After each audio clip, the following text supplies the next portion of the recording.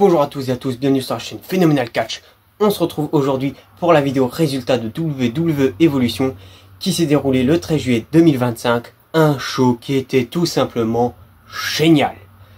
J'avais dit dans ma vidéo pronostic que je comprenais pas pourquoi les gens n'étaient pas trop hype pour ce match, pour ce show, parce qu'il y avait quand même de beaux matchs, les rivalités étaient plutôt cool. Pour moi, c'était un show vraiment qui m'attirait et j'avais même dit peut-être potentiellement que ce soit un des shows de l'année.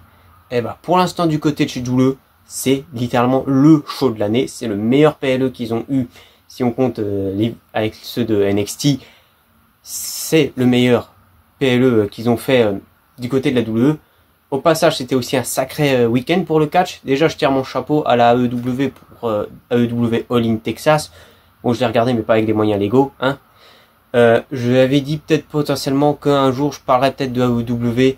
Il n'y aura pas de vidéo résultat non plus pour All In. Mais quand même, c'était un super show, vraiment. C'était parfait. Du côté de WWE, il y a déjà eu NXT Great American Bash, dont j'ai fait les vidéos résultats en short, qui était un super PLE. C'est un très bon show. De toute façon, c'était NXT, donc il y a 80% de chances que ce soit un bon show. Et il y a également eu Saturday Night Main Event, show qui était moyen. J'en ai aussi parlé dans les shorts. C'était pas mauvais, mais c'était pas excellent non plus, exceptionnel non plus. Goldberg a fait un plutôt bon match pour son dernier match. C'était pas exceptionnel, on peut trouver de bien meilleurs matchs, genre dans un épisode de Raw ou de SmackDown. Mais globalement, par rapport au dernier match qu'il a eu, c'était plutôt bon. Mais bon, sans plus attendre, on part de WWE Evolution et on commence tout de suite par le premier match. Et le premier match de la soirée, c'était le triple menace pour le Women's Intercontinental Championship. Becky Lynch qui défendait son titre face à Bayley et Lyria Valkyria. C'était un très très bon match. Quand même, Bayley a beaucoup brillé pendant ce match. Lyria Valkyria aussi, mais je trouve qu'elle était un peu plus mise à l'écart de Bayley et Becky Lynch. Par contre, Bayley et Lyria se sont tapés dessus. Je pensais qu'elles allaient potentiellement par moment faire alliance. Au final, pas vraiment. Il y a vraiment aussi une belle rivalité entre les deux. Becky Lynch a bien catché. J'avais peur qu'elle soit toujours, elle par contre, pour le coup, un peu à l'écart du match, genre en mode un peu la lâche, qui veut en profiter, tout ça. Elle était un peu comme ça, mais pas trop.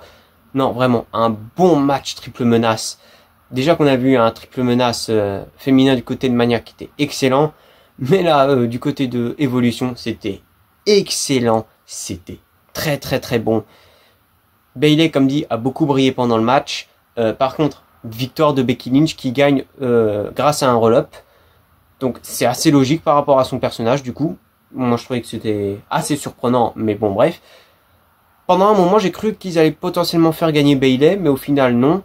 À savoir que là je tourne la vidéo le lendemain du Raw qui a suivi Evolution et on a appris que Lyria Valkyria va une nouvelle fois affronter Becky Lynch pour le championnat intercontinental des femmes du côté de SummerSlam. J'avoue, j'aurais préféré Bayley. Gros respect pour Lyria Valkyria, mais techniquement j'aurais préféré Bayley. Je pense par contre que potentiellement la rivalité Bayley-Lyria va continuer après la rivalité face à Becky Lynch. Par contre, je vois pas après où Becky Lynch contre qui pourrait se lancer pour le championnat intercontinental. Il y a quand même du choix du côté de Raw, mais je sais pas. Enfin, actuellement, je vois pas trop contre qui elle pourrait se lancer, mais j'ai hâte de voir quand même la suite juste pour ces trois femmes. Donc du coup, dans l'ensemble, c'était un très bon match et victoire de Becky Lynch. Le second match de la soirée, c'était le match pour le NXT Women's Championship. Jessie James qui était accompagnée par les membres de Fatal Influence contre Jordynne Grace qui était quant à elle accompagnée par Blake Monroe. Eh ben, c'était un très bon match. Vraiment, très très très bon match. J'avais peur que Jessie James se fasse juste massacrer par Jordynne Grace. Au final, non, elle a bien catché. Jordynne Grace a quand même dominé une bonne partie du match. Mais Jessie James a quand même plutôt bien catché. Il y a eu des interventions des membres de Fatal Influence, aussi de Blake Monroe, ce qui me semblait logique. Je pensais, dur comme fer, qu'ils allaient faire gagner Jordynne Grace. Sauf qu'à la fin, au moment où Jordynne Grace se projette dans les cordes, Blake Monroe, qui avait piqué la ceinture NXT Women's, lui a mis un coup. Alors, je sais pas, ils disent qu'ils lui mettent un coup dans le dos, mais il me semble que c'est plutôt les fesses qu'elle vise. Jordynne Grace est du coup KO et Jessie James en profite pour remporter le match. Je pensais pas à ça, très clairement. Je pensais que quand Jessie James avait récupéré le titre, j'étais content pour elle parce que ça faisait un moment qu'elle était du côté de NXT, mais je pensais qu'elle allait très vite le perdre, justement contre Jordynne Grace. Je pensais que c'était juste une championne de transition. Mais alors, le heel turn de Blake Monroe, je m'en doutais, mais je pensais qu'il allait avoir lieu après que Jordynne Grace ait récupéré le titre pour lancer une rivalité entre les deux femmes pour le titre. Pour ceux, si jamais qui ne connaissent pas Blake Monroe, en fait c'est tout simplement Maria May. Si jamais vous la connaissez pas, elle catchait du côté de AEW et elle a une super rivalité face à Toni Storm pour le championnat des femmes de AEW. C'était assez surprenant quand elle a quitté du jour au lendemain l'AEW, surtout quand elle a signé du côté de NXT. Et du coup elle est arrivée du côté de NXT sous le nom de Blake Monroe. Très vite quand elle est arrivée, elle était déjà dans la course pour le titre NXT. Elle a très vite fait alliance avec Jordynne Grace. Je me doutais que Blake Monroe allait trahir Jordynne Grace. Mais je pensais du coup que Jordynne Grace allait d'abord récupérer le titre, puis ensuite lancer en rivalité face à Blake Monroe. C'était assez surprenant. Le match était quand même cool. Par contre, peut-être le public était pas trop emballé dans le match. Par contre, ils ont bien popé quand Blake Monroe a fait son heel turn. Très content, très hâte de voir en fait ce qui va se passer. Par contre, je sais pas du coup qui sera la prochaine challengeuse de Jessie James. Hâte de voir ça. Mais je pense que ça va, ils vont surtout se concentrer sur la rivalité Jordynne Grace et Blake Monroe pour les épisodes de NXT suivants. En attendant, j'ai hâte de voir ce que ça va donner. Donc, match plutôt bon et victoire de Jessie James. Le match suivant, c'était un match Fatal 4-Way pour les WWE Women's Tag Team Championship. Roxanne Perez et Raquel Rodriguez qui défendaient les titres face à Charlotte Flair et Alexa Bliss qui représentaient SmackDown, Okabuki Warriors qui représentaient du coup Raw, et Sol Ruka et Zarya qui représentaient NXT. Et je dois dire que c'était un super match. Vraiment, les 4 équipes ont brillé. Il y a peut-être juste, je trouve, les Kabuki Warriors qui, vers la fin du film, ont été un peu plus mis à l'écart. Mais sinon, dans sa globalité, c'était un très bon match. Grosse mise en avant aussi de l'équipe de NXT, Sol Ruka et Zarya. Elles sont, c'est pas celle qui a le plus catché dans le match, mais elles ont quand même été bien mis en avant. Quand même, Raquel Rodriguez et Roxanne Perez ont aussi été très bien mis en avant. Elles n'ont pas eu ce côté lâche que des heels pourraient avoir. Non, elles ont eu un côté très combatif. Elles ont aussi une belle alchimie entre les deux. Ce sera marrant quand du coup Liv Morgan fera son retour. Charlotte Flair et Alexa Bliss, ça marche plutôt bien en équipe. Je pense que ça va continuer. Même si je pense que, ouais, peut-être vers la route de WrestleMania, sûrement une des deux va faire un heel turn et ça va partir pour un match du côté de Mania. Je le sens clair et net qu'ils vont se diriger là-dessus. Non, sinon, c'était un très bon match, vraiment. C'était un Fatal 4-Way Tag Team. Voilà, vraiment. Que demander de plus, c'était un très bon match. À la fin du match, on avait Sol Ruka qui tenait Alexa Bliss et Zarya qui était prêt à lui porter un spear. Et au moment où Zarya se lance, on a eu Charlotte Flair qui a récupéré Alexa Bliss, ce qui fait que Zarya a sans fait exprès mis un spear à Sol Ruka. Je pense pas que ça va lancer déjà une dissension entre les deux. Je pense qu'elle va encore rester un moment en équipe, malgré que Sol Ruka soit championne Women's North American. Je pense pas que ça va teaser pour l'instant des dissensions. Je pense qu'elle va encore rester en équipe un moment. Mais du coup, suite à ça, le Judgment Day, du coup, Roxanne Perez et Raquel Rodriguez en profitent un peu pour prendre l'avantage. Et Raquel Rodriguez porte son finish sur Sol Ruka pour la victoire. Je m'attendais à ce que Roxanne Perez et Raquel Rodriguez remportent le match. Comme j'avais dit, Roxanne Perez vient de récupérer le titre par équipe de Liv Morgan. Donc je voyais pas pourquoi leur faire perdre tout de suite les titres. Ils sont en train en tout cas de teaser aussi une belle amitié entre Roxanne Perez et Raquel Rodriguez. Donc il n'y avait vraiment aucune raison de leur faire perdre des titres. Mais du coup dans l'ensemble c'était un bon match et le résultat était cool. Match pour le WWE Women's Championship. Tiffany Stratton qui défendait face à Trish Stratus. Bon match. Vraiment très bon match. C'est le genre de match que moi j'aime bien. Souvent une nouvelle génération contre les anciennes générations. Alors bon, des fois on sait que, notamment des fois des matchs avec Goldberg, c'est pas généralement ultra bon. Mais là c'était quand même très bon. La rivalité était une rivalité simple. Trish Stratus qui défiait Tiffany Stratton. Ou non, je crois que c'est plutôt l'inverse. Mais enfin bon, bref, on s'en fout. Voilà, c'était plutôt cool. C'était un match pour mettre la nouvelle génération en avant. Comme j'avais dit dans la vidéo pronostic, le règne de Tiffany Stratton, c'est un peu finalement un pétard mouillé parce que hormis sa rivalité catastrophique face à Charlotte Flair pour WrestleMania, la seule autre grosse rivalité qu'elle a eue, c'est face à Nia Jax. Malgré que le dernier match entre les deux à SmackDown était plutôt bon, c'est un peu décevant. Là, chez Trish Stratus, donc une vétérane des rings, donc ça ne pouvait que être cool. Comme dit, la rivalité était simple, basique, mais ça fonctionnait pour avoir une certaine hype pour ce match. Et dans l'ensemble, bah c'était un très bon match. Vraiment, c'était un bon match. Il n'y a pas eu de gros spots marquants, sachant qu'en plus les deux sont face, donc on peut pas avoir une qui tente de la mettre à l'envers à l'autre. Donc voilà. Mais dans l'ensemble, ouais, un très très bon match. Victoire de Tiffany Stratton, ça me semblait logique. Sachant que, bon, du coup, elle va se diriger vers un match face à Jade Cargill du côté de SummerSlam. On va en reparler juste après. Du coup, oui, victoire de Tiffany Stratton. Ce qui me semblait logique. Match suivant. Et putain, quel match. Le No Holds Bar match entre Jade Cargill et Naomi. J'attendais ce match. Mais alors, j'ai clairement pas été déçu sur mes attentes. C'était un super match. Déjà, la rivalité entre les deux est cool. On sent vraiment qu'il y a une rage entre les deux. C'est incroyable. Ils ont sorti des chaises, ils ont utilisé les tables, des poubelles. Tout ce qu'on veut pour un No Holds Bar match. On a eu Naomi avant qui a envoyé Jade Cargill dans les écrans qu'il y a sur la table, en dessous de la table des commentateurs. C'était ultra stylé. J'ai eu peur que Naomi se fasse défoncer pendant le match. Et en fait, non, elle a dominé une partie du match. Elle a plutôt bien dominé. Dans le reste, c'est quand même Jade Cargill qui a dominé le match. On sent que voilà, Jade Cargill, c'est le gros projet d'avenir du côté de WWE.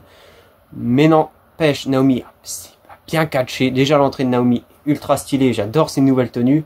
Jade Cargill, d'ailleurs, on parle d'entrée, mais Jade Cargill, pour moi, c'est celle qui a la meilleure entrée du côté de la division féminine à la WWE. La deuxième, c'est Stephanie Baker. On reparlera aussi d'elle plus tard. Non, dans l'ensemble, c'était un très bon match. Et pour moi, ça ne pouvait que être une victoire de Jade Cargill. Pourquoi? Parce que du coup, elle va avoir un match de championnat à SummerSlam.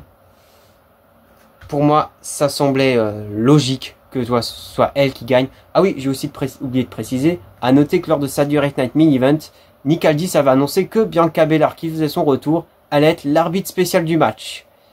Déjà, c'est con parce que du coup, elle sera dans un No Holds Bar match. Alors, à part faire le tomber regardez si l'une des deux catcheuses n'abandonne pas en cas de soumission, elle sert à rien. Enfin, techniquement de base, elle sert à rien. Et surtout, elle a vraiment servi à rien dans le match. Vraiment. Tout le respect que j'ai pour Bianca Belair, elle a servi à rien. Je pense qu'elle était juste là pour dire que Bianca Belair est à évolution. J'aime bien Bianca Belair, mais je dois avouer que je la trouve un peu trop présente. Elle arrive très souvent sur des affiches. Alors qu'on va pas se mentir, elle était dans la division par équipe ces derniers temps. À part pour WrestleMania où elle était challengeuse pour un des titres. Je trouve qu'il y a un peu une trop grosse mise en avant de Bianca Belair. Je sais que beaucoup de fans le pensent aussi. C'est pas faux. Ça reste quand même une très bonne catcheuse, on va pas se mentir. J'espère un jour par contre voir Bianca Belair heel, ça pourrait être incroyable. Du coup, victoire de Jade Cargill, pour en revenir au match. Logique. Et dans l'ensemble, c'était un super match. Avant-dernier match de la soirée, la Women's Battle Royale. La gagnante devient challengeuse pour un titre mondial du côté de Clash in Paris. Et bah putain, c'était une belle Battle Royale. Déjà, on va pas se mentir, il y avait de beaux mondes à cette Battle Royale, que ce soit du côté de NXT. On avait Nikki Bella qui était d'ailleurs la seule légende. Beaucoup de Dirt Sheet nous avaient dit ouais que il y aurait des surprises pour cette Battle Royale, qu'on aurait des catcheuses de TNA, potentiellement de la AAA. On parlait du retour de AJ Lee ou de Paige, que j'avais mentionné. Au final, on n'a rien eu de tout ça. Mais dans l'ensemble, ça a été une très bonne Battle Royale. Il n'y avait pas non plus énormément, si on compare à des Battle Royale qu'il y a eu par le passé. Mais dans l'ensemble, c'était un très bon match. Du côté de NXT, Lash Legend, elle a fait une super prestation. Vraiment, elle n'est pas non plus énormément mise en avant du côté de NXT. Potentiellement, ça peut être elle, la prochaine challengeuse au championnat de Jessie James. Mais elle a quand même fait une belle prestation. Nia Jax, qui est restée à la fin, a fait aussi une plutôt belle prestation. On a eu Julia, qui a eu un face-à-face face à Stephanie Baker. Ce moment-là, j'ai popé comme un ouf. Julia a voulu serrer la main à Stephanie Wacker a accepté, sauf que Julia a voulu lui en coller une. Au final, Stephanie Wacker a senti le coup venir. Du coup, belle prestation. On a eu Lola Weiss qui est aussi restée au moins pendant un long moment, mais au bout d'un moment, je trouve qu'elle a un peu disparu du match. Nikki Bella, malgré qu'elle a été aussi vers la fin du match, on l'a pas non plus énormément vue. Chelsea Green avec son clan, c'était assez drôle parce qu'au bout, Chelsea Green était vraiment protégée dans un des coins du ring, donc elle a duré un long moment et quand elle intervenait, c'était assez cool. Notamment, elle intervenait un moment contre Stephanie Wacker qui voulait porter le Devil Kiss. Alors je sais plus sur quelle catcheuse. Et d'ailleurs, Stephanie Wacker, elle a eu une grosse entrée, un gros face-off avec Julia, et puis à un moment, elle a un peu disparu comme ça du match. Un peu justement avec Nikki Bella, Lola Weiss, tout ça. Jada Parker aussi fait une plutôt belle prestation, je trouve. Non, vraiment, il y a eu de beaux trucs. Vers la fin du match, il restait du coup Nia Jax, Stephanie Wacker et Ash Legend.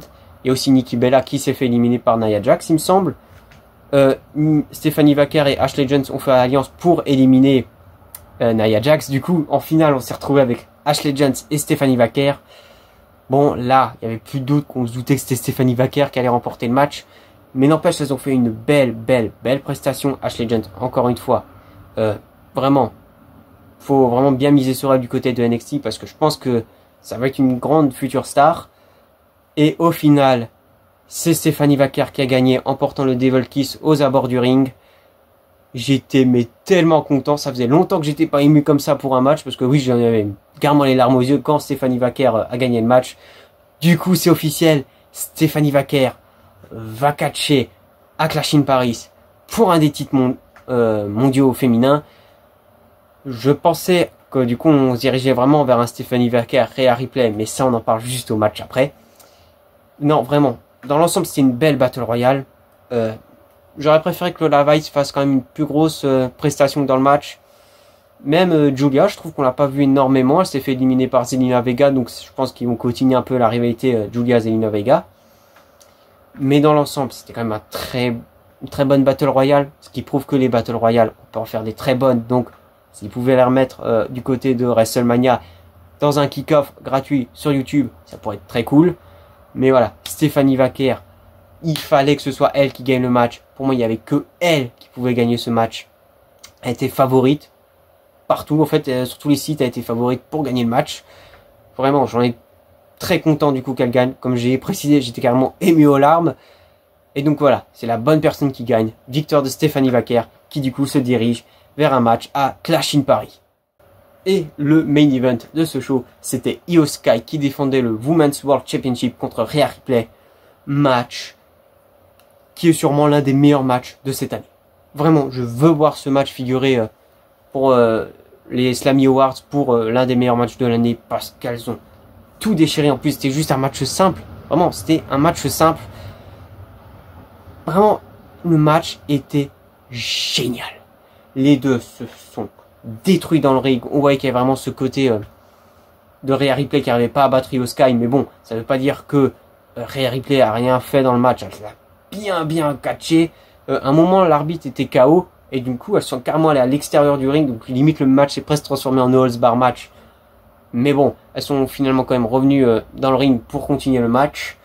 Non, vraiment, elles ont fait un super match.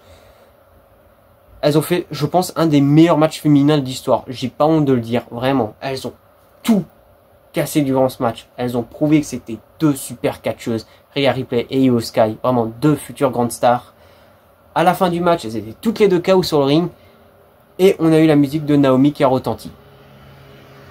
J'étais à moitié choqué parce que je m'étais dit, c'est logique que Naomi étant Miss Money in the Bank, qu'elle va faire semblant, enfin qu'elle veut cashing. Je pensais que du coup, par exemple, je sais pas, Io Sky va à l'extérieur du ring pour l'en empêcher, elle remonte dans le ring et Rhea Ripley lui porte un finish. J'avais un peu peur parce que je trouvais que ça gâchait un peu ça va un peu gâcher l'intérêt parce que du coup Rhea Ripley n'a jamais vaincu Io Sky en 1 contre 1 et du coup je trouvais que ça gâchait un peu du coup sa victoire si jamais c'était ça.